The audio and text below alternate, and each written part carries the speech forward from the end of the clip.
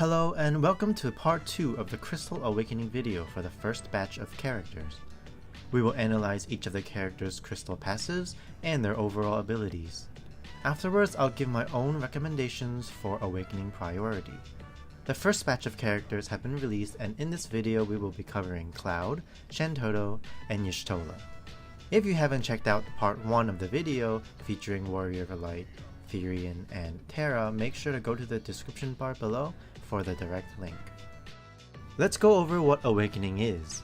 It's another 10 levels in a character's crystal strength as well as their regular level. If you choose to unlock a character's crystal strength level to 60, you'll need a new crystal type called High Shards. These come as event rewards, so currently there is no farmable way to obtain them. Throughout unlocking the levels, new passives and ability improvements will spike up a character's strength. This is a direct power boost with improvements and buffs. In this guide, we will assume all characters will have their 15 CP and 35 CP weapon passives, since I don't really recommend awakening a character without both. Of course, there may be exceptions, but I'll get into that once the character arrives. For my own ranking, I'll be giving a grade from S, A, B, C, and D, S being the highest recommended and D the lowest. First off, we have Cloud. At level 54, he gains Low Bravery Attack Up, which increases attack by 10% when bravery is less than initial bravery. At level 55, he gains Cross/Slash Extension, which increases potency by 20% and increases brave damage by 10% when dealing a critical hit. At level 58, he gains Target Attack Up, which increases attack by 20% when enemy is attacking Cloud. At level 60, he gains Finishing Touch Extension, which increases the potency by 20% and extends all existing buffs by 1 turn on himself. We will now be going over each of Cloud's skills. Like I said before, each of the skills will take their 15 CP and 35 CP weapon passives into consideration. Cloud's first skill is Cross Slash. Cross Slash is a 2-hit melee bravery attack with a potency of 140%, followed by an HP attack. The enemy target then has a 35% chance of being inflicted with Paralyze debuff.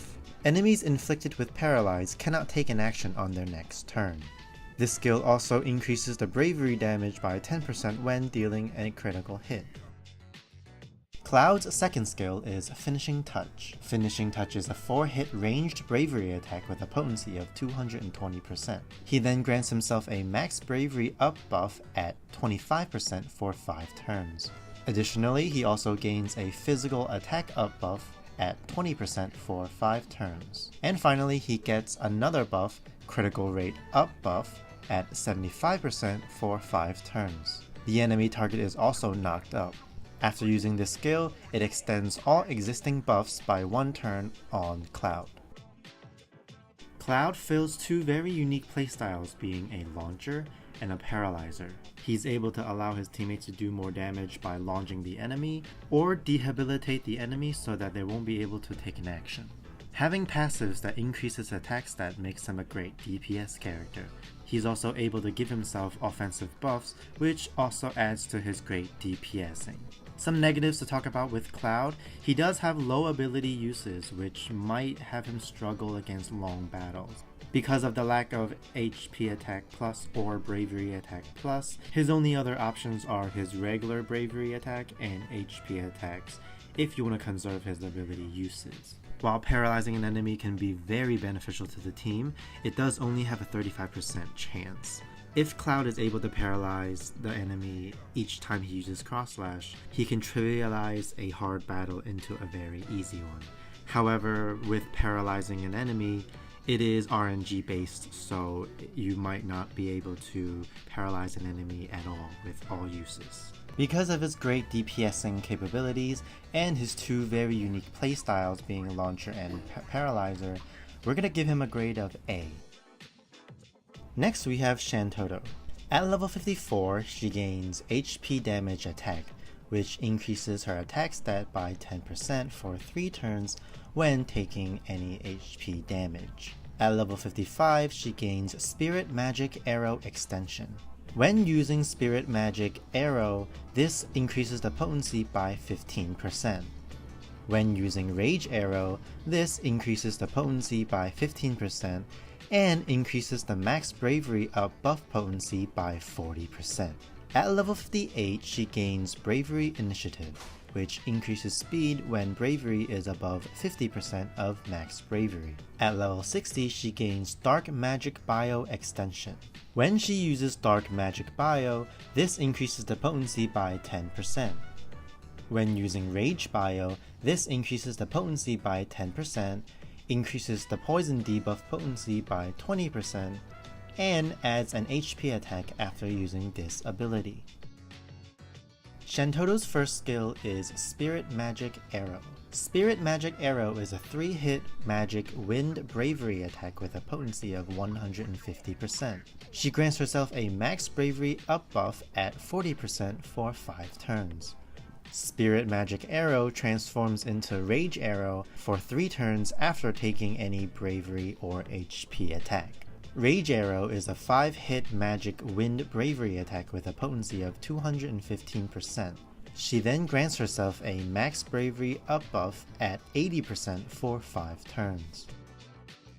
Her second skill is Dark Magic Bio. Dark Magic Bio is a 1-hit magic dark bravery attack with a potency of 190%.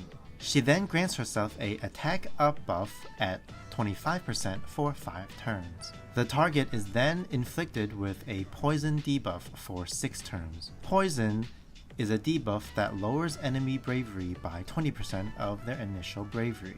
Dark Magic Bio transforms into Rage Bio for 3 turns after taking any bravery or HP attack. Rage Bio is a 1-hit magic dark bravery attack with a potency of 230%, followed by an HP attack. She then grants herself a attack up buff at 25% for 5 turns. Shantotto is classified as a Brave Shaver with 2 different elements and offensive buffs. Her awakening also adds an HP attack to Dark Magic Bio, which is really needed for her to be a fast DPS character. Unfortunately for her damage to be competitive with other characters, she does have a really bad gimmick in needing to be hit in order to transform her skills into Rage mode to get the damage and the self buffs that she needs. She also needs to take hits in order to transform her skills into Rage mode, but she doesn't have any defensive skills and she has low HP and defenses. Overall, while I really do like Shantotto as a character, her awakening just doesn't give her enough to be competitive with other DPS characters. And because of this, I'm giving her a grade of D. Next we have SHTOLA. At level 54, she gains Brave Guard Up, which increases her defense by 50% when bravery is above 50% of maximum bravery.